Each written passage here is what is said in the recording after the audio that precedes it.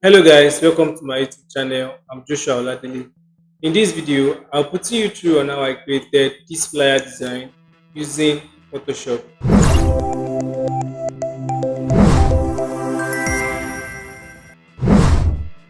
The first thing you need to do is to create a new file. I'm going to name this Let's Day Flyer Design 1080 by 1350 1350. Make the color to be RGB, then create. So the first thing I need to do is to import the background. Go to File, Place Embedded. So this was the first background I used. We are going to increase the size. Click on Enter. Go to Filter, add blur to it. Go to Gaussian blur. The Gaussian blur I use for this is 37.4. Click on Enter. We import the next background. Increase the size. Increase the size of it to fit the first side of our design. Click on Enter. We go to Filter, Blur, then Gaussian blur. Gaussian blur I use, percentage of Gaussian blur I use is 9.4 for this one. Then you make the transparency to be screen. Can you listen? Make transparency to be screen. Then go to File, Place Embedded. You import this other image. You increase the size. Increase the size of this. I won't be adding any Gaussian blur to this. Click the mask. Click on B to subtract this part of it from the design. Just do need this. I come to transparency, make this one lightning. Click on T, use it, try and increase the size. Click on OK. Reduce the fill to 50%. Use the fill to 50%. And transparency of this use 70%. To increase the opacity of this one to 100% and the fill of this to be 35. Let's increase the fill of this. Okay, can you see that? So from there we've been able to achieve this. Next thing we need to do is to unlock this layer 0. Then from bottom to top, scroll to the top of it. Then you click on Shift, then click on it. Control G. You're going to group this together. I'm going to name this VG. So the next thing we need to do is to create color balance. Come to this place, click on color balance. Percentage of cyan will be 33. Then for magenta, make it minus 100. Then for yellow, I use minus 9. That can give me that pink effect. You can adjust this randomly to fit in what you are looking for. But for me, this is what I'll be using. I can personally still try check which background works better for me. Okay. Immediately you are done with that, you can import our picture. Go to File, Place Embedded, then bring in the picture we are creating. So from this, you increase the size of the picture. You create a mask from here, click on B. You try to reduce the brush so you can delete this part, the edges of the cloth to fit in with your job. Okay, can you see that? Right. So immediately you are done with that, you create a new layer at the top of the picture. Then you come to click on V, click on this button here, and you come to this place. You choose basics. Then from the basics, you adjust it, drag it from bottom to top. That can give you that effect of feel. You can click on this, randomly select from the background we have so that it can match up together with what we are working with. Alright, so click on OK. Then at the top too, click on that. Then you select a lighter part of it. You can still adjust this to fit whatsoever you want. You can make it this one. That's elliptical transparency. Alright. And bring this one down a bit. So when we place the text, it's going to be visible. Next thing we need to do is to import the small this ribbon that I used for the design. Place it, import it. You reduce the size, then you click on alternate, then duplicate it to another edge. Reduce the size of this and rotate it like this. Just make sure it's not too much. If you make the ribbon too much, it's going to affect it, the design look. Then you duplicate this also to the side. Then try.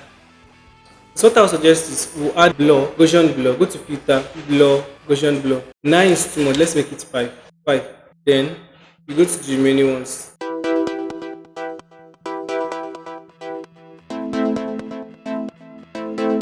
Okay, the next thing is to write the text under this picture. Go to text, type happy. The font I use for this is Stretch Pro. Okay, happy. Click on it. Ctrl T to increase the size. Then use alternate to increase it, to duplicate it. Then write birthday. So I need to change the font of this to Montserrat. Go to text to use the spacing. We're going to highlight these two together and increase the size. I'm going to change the fill to gradient. Go to effects, gradient overlay.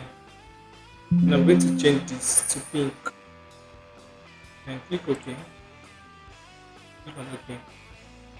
And the next one, writing it, change the font to small letters. Start from the E. I'm going to change this to SAR of the audio. Then increase the size of the text, of the name rather. And I'm going to make the transparency to be color dodge. That's right. I'm going to make this color dodge.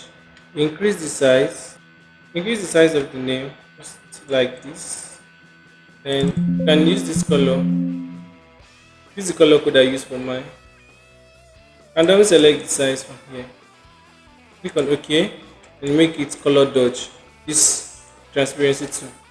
If you made the color dodge, you can actually increase the text again. And you can put it behind. Let's say you're cutting this layer. Okay, what will happen is let's just leave it this way. Then let's find where our picture is. Then from here to where we left our picture to be, here, we group it together. Let's name this picture. Then from here you can bring this one down. Immediately you've gotten that. You can reduce the opacity. Can you see that? Reduce the opacity. Then reduce the size of this. What will happen is we need to take this happy birthday to the top. In Ctrl T, increase the size of this happy birthday. Then we are done with the text. Okay. So one other thing we need to do is to create a new layer. Come to this tool here. To gradient tool. Then you create a fill at the top of it again. Create another fill here. Go to transparency tool. We are going to use dissolve. Can you see that? So this dissolve is going to give us the effect that I use, the initial effect I use for the text. Alright. Let's take this to the picture. This should be before the top of the text. Okay. Let me group this separately. This one and the ribbons, I want to group it out separately to be the picture. And this one should be text. Alright. So I want to make this to be at the front alone, at the top of the text. And reduce the fill. You can rotate it anyhow you want, but I don't want it to be too much. Can you see that? Just not too much. If it's too much, it's going to be bad. Other trick I would like to show you was how I was able to manipulate the background. So you go to the picture inside the text. We grouped the picture to be another thing. I'm taking it out of this group layer. Then from this picture, you go to the picture. Go to filter, camera raw filter. Then try adjust the picture a bit to be more pink, to give this pinky look.